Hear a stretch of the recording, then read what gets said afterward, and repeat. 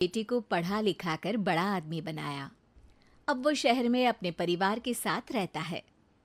एक दिन ममता का बेटा रोहन अपनी पत्नी आलिया से कहता है, अरे आलिया, सुनो, माँ अब से गांव में नहीं रहेगी। वो हमारे साथ यहीं रहेंगी शहर में। उनका कमरा आज नौकर से बोलकर अच्छे से साफ करवा देना। ओह, आज तो मेरी किटी पार्टी है, फिर मुझे जिम और फिर शॉपिंग। ठीक है, कल करवा दूंगी। अच्छा, लेकिन माँ के सामने ये कपड़े नहीं चलेंगे। हाँ, तुम्हें साड़ी या सूट पहनना होगा। अरे बिल्कुल भी नहीं।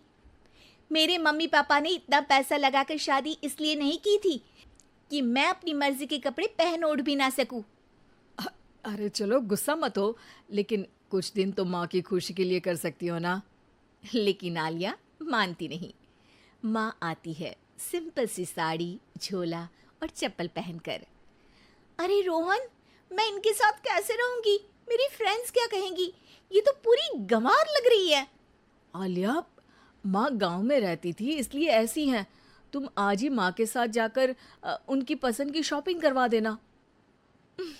इनके साथ घर के अंदर रहना मुश्किल है, बाहर तो मैं कभी भी ना जाऊं। रोहन को आलिया पर गुस्सा आ जाता है। माँ, ओ माँ। हाँ बेटा। वो माँ को ले जाने के लिए उनका हाथ पकड़ता है कि अरे माँ, तेरे हाथ अभी तक इतने कड़े हैं, तूने इसका कोई इलाज नहीं किया? अरे बेटा, इसका कोई इलाज नहीं। वैसे भी मुझे कोई शर्म नहीं कि मेरे हाथ मुलायम नहीं है, क्योंकि इन्हीं हाथों से मेहनत कर मैंने तुझे बनाया है बेटा। अगले दिन। माँ, मैं ऑफिस जा रहा हूँ। कुछ लाना हो तो आलिया को बोलकर फ़ोन करवा देना। रोहन के जाने के बाद, आप ना आज कमरे में ही रहिएगा, घर में पार्टी है, मेरी सहेलियां आ रही हैं, मैं उन लोगों के सामने आपको नहीं ला सकती हूँ। ठीक है बहू, लेकिन तुम कहो तो मैं कुछ खाने को बना दूँ तुम लोगों की पार्टी के लिए। वो लोग सिर्फ कॉन्टिनेंटल या थाई फूड ही खाते हैं। कोई बात नहीं, कभी इंडियन खिलाने वाला कोई मिला नहीं होगा ना। मैं बनाकर कमरे में चली जाऊंगी। जैसे आपकी मर्जी। आलिया के घर उसकी दोस्त आती हैं, पार्टी होती है।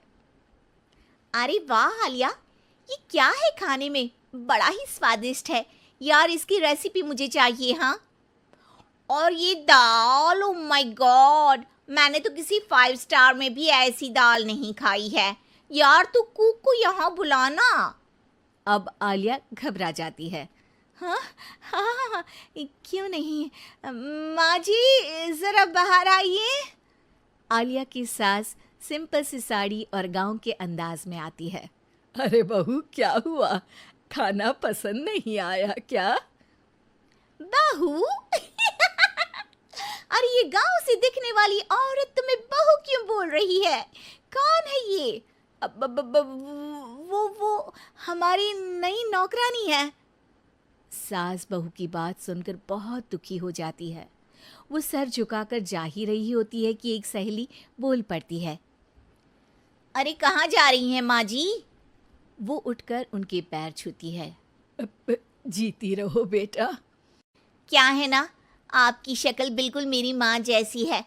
पता है आलिया, मैं शहर पढ़ने आई और फिर शहरी हो गई, लेकिन मेरे माँ पापा तो आज भी गांव में रहते हैं, बिल्कुल इनके जैसे ही हैं।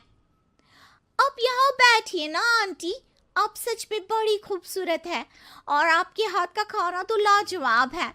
काश ये मेरी सास होती। सभी सहेलियां सास को घेर कर बैठ जाती हैं और उनसे खाने की रेसिपी पूछ रही होती है कि तभी घर की बेल बजती है और रोहन आता है।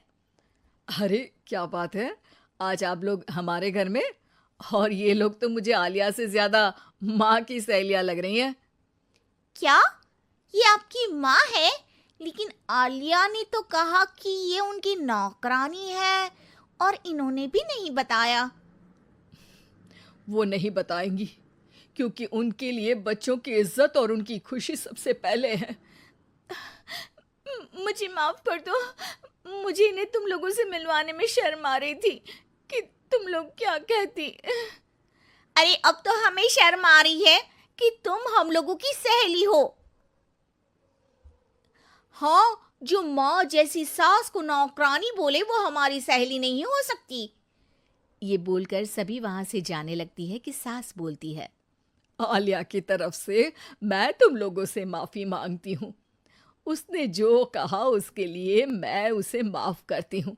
अब तुम लोग भी उसे माफ़ कर दो, क्योंकि अगर तुम लोगों ने उससे दोस्ती तोड़ी तो फिर मेरे हाथ का खाना कैसे खाओगी?